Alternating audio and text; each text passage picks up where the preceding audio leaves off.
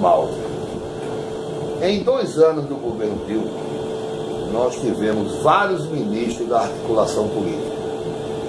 Pepe Vargas, Padilha, Bezoini, Michel Temer, Bezoini de novo. Então, a nossa articulação política, eu percebi,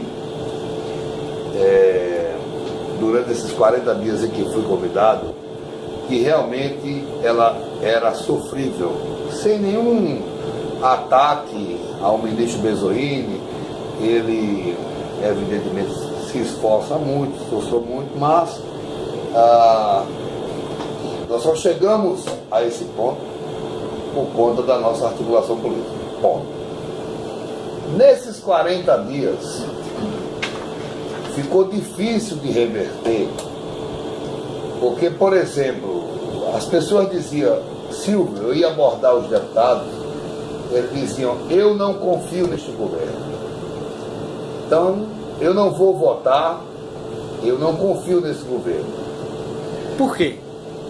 Porque o governo errou na articulação política, ou seja, o governo prometia há 2 anos um cargo estadual, um cargo federal, liberação de emenda, e não honrava. Aquela história de dar ministério de porteira fechada. Calma, vou chegar lá. E não honrava, o governo não honrava. Então o governo, lamentavelmente, perdeu a credibilidade na hora desse grande enfrentamento. Bom, isso foi um problema maior. Segunda questão, quando eu subi a tribuna naquela tarde, 7h30 da manhã, a presidente Dilma ligou para mim: Silvio, venha para cá agora, no domingo. Porque eu fazia a contabilidade, modesta parte, para o governo. Eu andava com um papel na mão. Fui para lá às 7h30 da manhã e disse claramente para ela: presidente, nós perdemos a eleição. Nós temos 153 votos se não houver traição. Agora, tem aqui 32 indecisos. Nós vamos ter que correr atrás desses 32 indecisos. Por volta das 10h30 chegou o presidente Lula, depois chegou mais gente, governadores, muita gente. E nós começamos a fazer uma última tentativa de reverter esse quadro adverso. Quando eu fui à tribuna, ali eu já sabia que nós estávamos derrotados, mas não tinha o direito de chegar lá e dizer: eu estou derrotado. Realmente eu blefei ali, mas blefei para fazer o bem, para estimular a tropa na possibilidade de diminuir as traições. Entretanto, eu tinha 153, só deu 147 votos, porque foram 6 traições. E eu não vou dizer aqui o nome dos traidores, porque eu parto do seguinte princípio: as pessoas gostam da delação e não gostam do delator. Eu não sou delator, não vou citar nomes de ninguém. Aqui em Pernambuco, por exemplo, teve votos, não só um. Em algum momento a gente fez a conta aqui de 10 votos em Pernambuco. A gente só contou com 6. E eu não vou citar nome de ninguém, ok? Só uma coisa, você falou que blefou. Agora, esse blefe foi só no dia no plenário, claro. No discurso no dele. dia. Porque eu fazia a conta assim: ao meio-dia fazia um levantamento, às 18 horas fazia outro e mostrava ao presidente. Porque são duas coisas. Quem tinha o pulsar dos ministérios era Bezoini e Jacques Wagner. Ou seja, olha, eu acho que eu tenho esses votos. E modesta parte eu tinha o pulsar do plenário. Porque no plenário a gente sabe se o cara vai honrar, se não vai honrar. Então eu fazia essa contabilidade. Então no dia ali eu já sabia que a gente estava derrotado. É tanto que eu tive um problema com Orlando Silva do PCdoB. E isso está gravado aí para a história. Faltando 40 minutos para encerrar a sessão, ele foi dar uma entrevista nacional dizendo, admitindo a derrota. E eu corri, você estava lá e viu, eu corri imediatamente: você está errado, você não sabe fazer conta, para tentar evitar o efeito manada. O que era o efeito manada? O efeito dominó, o cara está perdido e o governo ser desmoralizado de vez, ok? Então esse foi o cenário da votação. Certo. Dentre essas traições que você está falando, nenhuma delas era esperada? Eu desconfiava, porque assim, tem muita coisa. Quando eu chegava para um deputado, o deputado dizia assim: olha, minha letra eu só vou me posicionar dependendo do painel. Esse voto eu não contava. Então, eu repito que eu não vou aqui fulanizar, eu não vou aqui dizer nomes. Quem quiser que bota a carapuça na cabeça. Mas eu repito que o nosso número, quando eu cheguei no plenário, eu fui para o Palácio do Alvorada às 7h30, cheguei no plenário por volta das 15 horas. Quando eu cheguei com aquela tabela, aquele papel que eu levantei no plenário, eu já sabia ali que nós só teríamos 153 votos. Ponto. E, evidentemente, apelei para quê? Para que o placar, o painel, tivesse muita falta. Né? Gente faltasse, é tanto que eu dizia, eu virei, só se chegar em 500 e pouco a gente vai ganhar. Eu apelei para a falta, para ver se dava. Porque a obrigação era deles de colocar 340. Mas foi pouca falta, né? Foi pouca falta, e nós perdemos por 26 votos. A que você atribui esse fato de ter pouca falta lá na hora? Vocês estavam... Pouca falta porque ganhou o discurso deles. Nós perdemos no discurso. O poder perdeu da expectativa de poder. A turma de Michel Temer foi mais competente. Aliás, eu quero registrar nessa matéria que um dos grandes responsáveis pela derrota da presidente Dilma foi o PSB de Pernambuco. O PSB foi um partido que historicamente sempre foi ligado ao PT. O governador Paulo Câmara, por exemplo, que é um cara que não tem palavra, pode botar aí, ele esteve com o presidente Lula,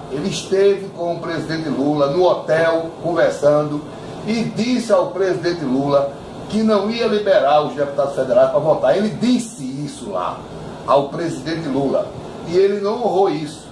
Pelo contrário, quem é que ganhou no PSB? Ganhou Beto Albuquerque, que é um ex-deputado, que tem ódio à presidente Dilma, que sonha em ser ministro do eventual governo de Michel Temer.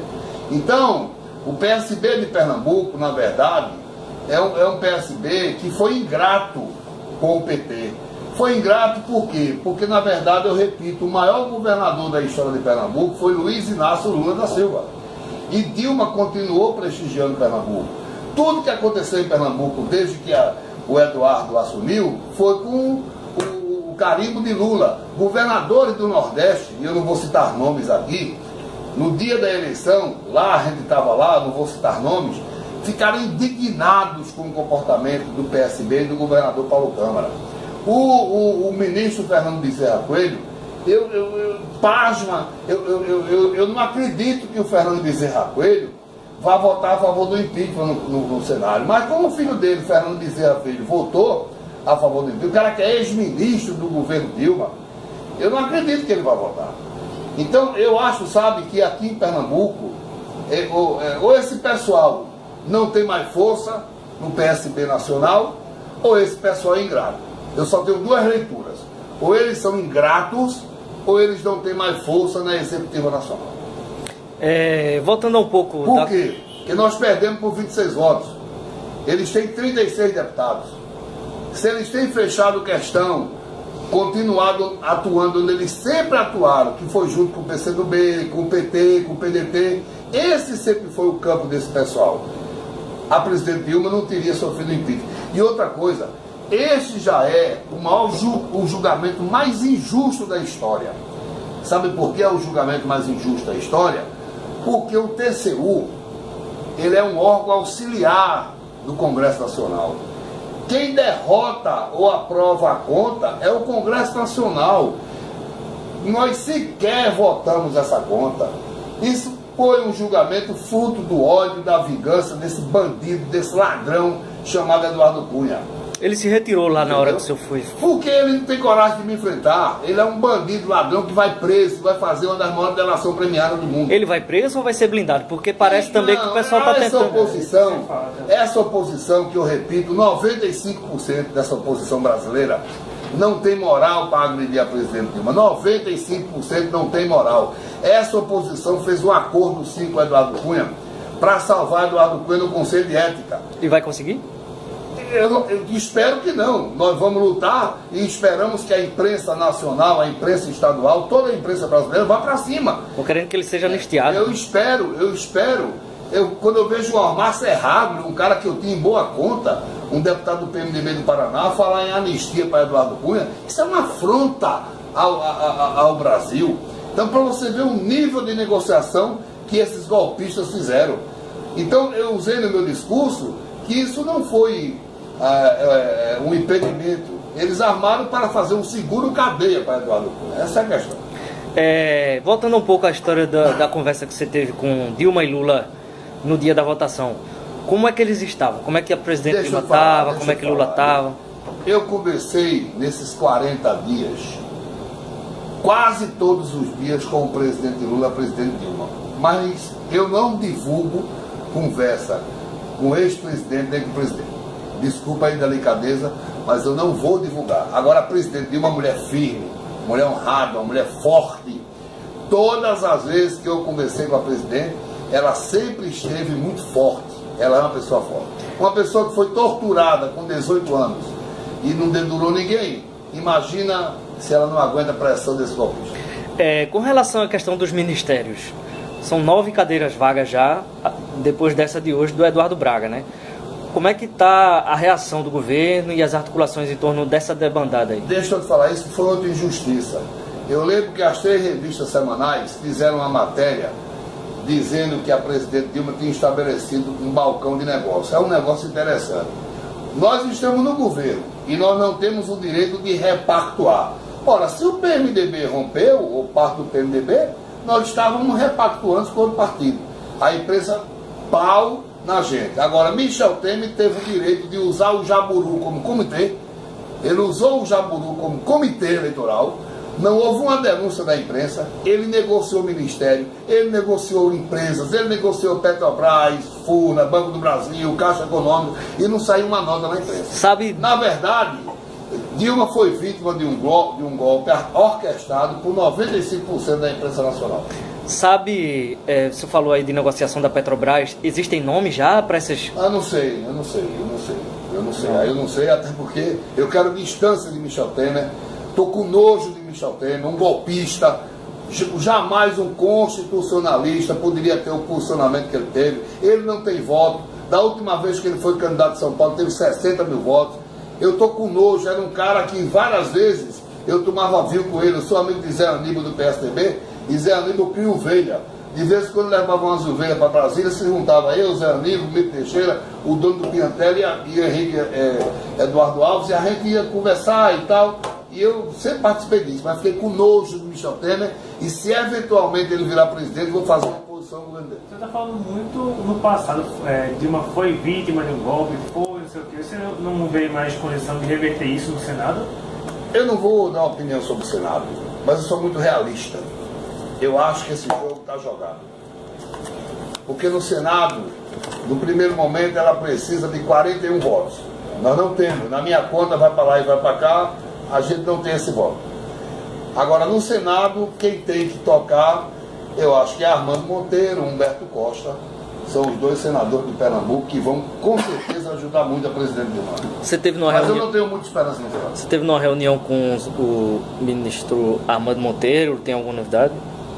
Não, eu converso com o Armando todo dia. Todo dia a gente conversa. Mas chegaram a conversar sobre todo essas dia articulações? A gente conversa. Nada que possa adiantar ainda. Todo dia a gente conversa. Certo.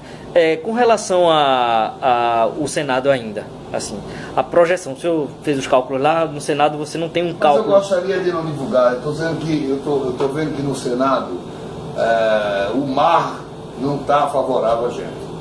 Agora... Mas existe alguma conta? Não, a esperança sempre existe. Na minha conta, o governo só tem 20 votos no Senado. Mas eu não sou senador. Pode ser que eu esteja equivocado. Mas o jogo só acaba quando o juiz apita. E essa possibilidade de novas eleições que estão falando aí? Isso é uma piada. Só existirá nova eleição se o TSE caçar a chapa. Se o TSE caçar a chapa, tudo bem, caçar, vai haver nova eleição. Agora, fazer uma PEC agora, uma emenda à Constituição, como alguns senadores querem propor, isso é uma imbecilidade fora do comum. Uma PEC não pode ser retroativa. Então, repito, PEC nenhuma pode promover nova eleição. Só haverá nova eleição se a chapa for caçada pelo TSE. E com relação à nomeação de Lula? Foi adiada hoje no STF. Foi adiada hoje e eu acho que a essa altura é irrelevante se debater sobre essa nomeação do presidente Lula. Até porque o presidente Lula ajudou muito nesse processo, mesmo sem estar nomeado. Você acha que foi um erro ou um acerto ter feito a nomeação de Lula para o ministério? Eu acho assim, sabe, eu acho que o Supremo vai ter que dizer que pode nomear Lula. Até porque nomeação é prerrogativa do Executivo. O presidente Lula não é réu. Então, evidentemente, que na hora que o Supremo for julgar, ele vai dizer que pode nomear. Pode. Renan Calheiros. Eu tenho uma relação pessoal com o Renan, mas não conversei com o Renan sobre esse processo. Mas assim, existem especulações de que ele mesmo tendo uma aproximação com o governo, ele também pode sentir que o terreno não está favorável e tender para o lado do PMDB. Eu repito que eu tenho uma relação pessoal com o senador Renan, mas não conversei com ele sobre o processo de impeachment. Mas acredita que ele está trabalhando para... Eu não conversei com o Renan sobre o processo de impeachment. Você é muito inteligente, mas não vai me pegar. Tá bom, eu acho que por aqui já tem 16 Tem minutos. matéria aí para